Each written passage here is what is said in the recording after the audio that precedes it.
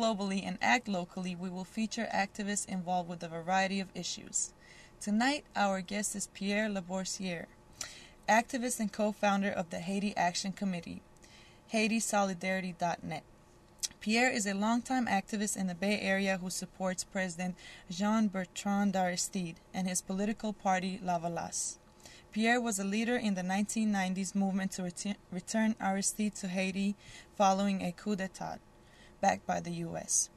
It succeeded, and Pierre returned triumphantly with Aristide in 1994. During his second term, President Aristide was kidnapped by the U.S. military and forced into exile in 2004, Haiti's bicentennial. Tonight, Pierre will update us on the current UN-U.S. occupation of Haiti. This is a live show, and we will be opening our live line in about 10 minutes. We would love to hear any questions or comments you have, so please feel free to call in at 415-621-4473. And now, here's Kilu. Thank you, Najada. And before I go to Pierre, I just want to send a shout-out of good wishes to get well quickly to Howard Vicini. And now it's my great honor and pleasure to welcome Pierre Labossiere to Freedom is a Constant Struggle. Good evening, Pierre. How are you? Good evening, Kilo. It's a real pleasure to be here with you once again. Thank you so much. Always. So let's get right to Haiti.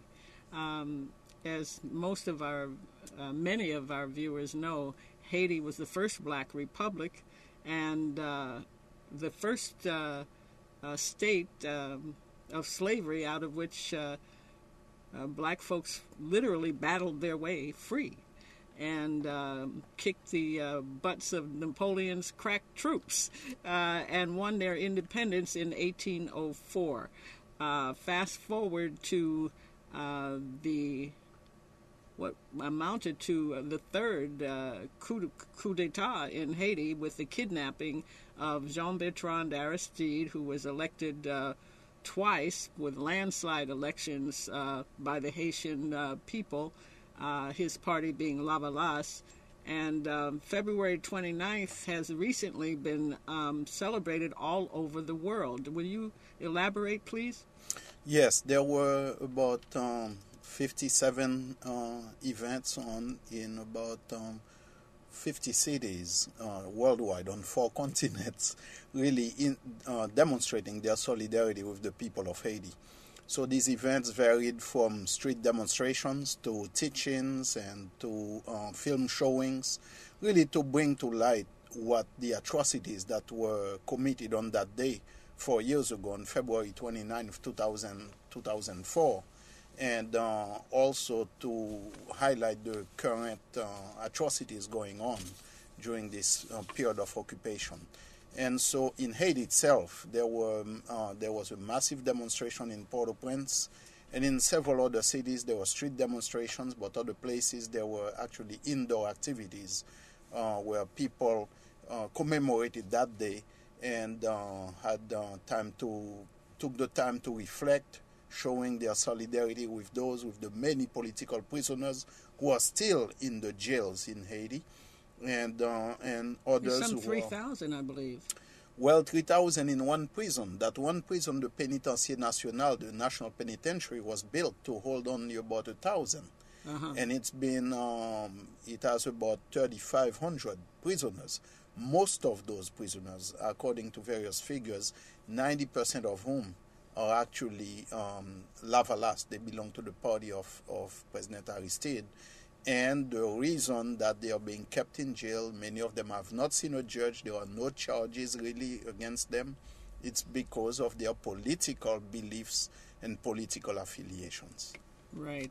And I would just like to share with our viewers a statement and a letter from President Jean-Bertrand Aristide, who has been granted asylum in Pretoria, South Africa. And he says, "Dear friends, may the spirit of International Day in solidarity with the Haitian people continue to spread. If the more than 10,000 people killed in the 18 months that followed the February 29, 2004 coup d'etat could speak, what would they say?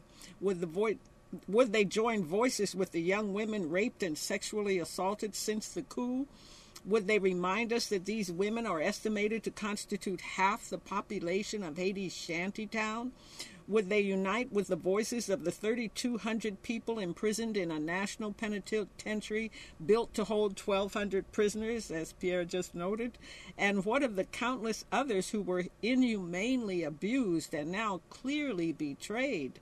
What would their message be? They would rise in chorus with Lovinsky Pierre Antoine to say merci, thank you for the solidarity demonstrated 4 years later, because they cannot, I will. Thank you. Thank you to each and every participant in the 56 actions organized in 47 cities across 4 continents as part of the 3rd International Day of Solidarity. Your solidarity strengthens the people's determination to continue to affirm human dignity and struggle for true democracy, justice, and peace.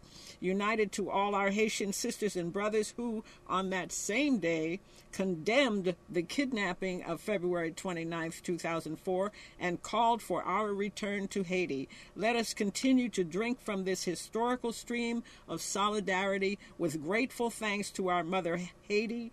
Quote, gratitude is the least of the virtues, but ingratitude is the worst of the vices, unquote. And I'm going to have to let Pierre say, abo imo pector. Did I say it right? I think From so. the bottom of my heart, Dr. Jean-Bertrand, Aristide, Pretoria, March 11th, 2008.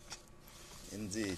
So, Pierre, talk about the UN troops, please, and their continued occupation of Haiti, how they're comprised, who comprises these troops, and what they're doing there. Yes, and actually I just want to say something more about the prisons.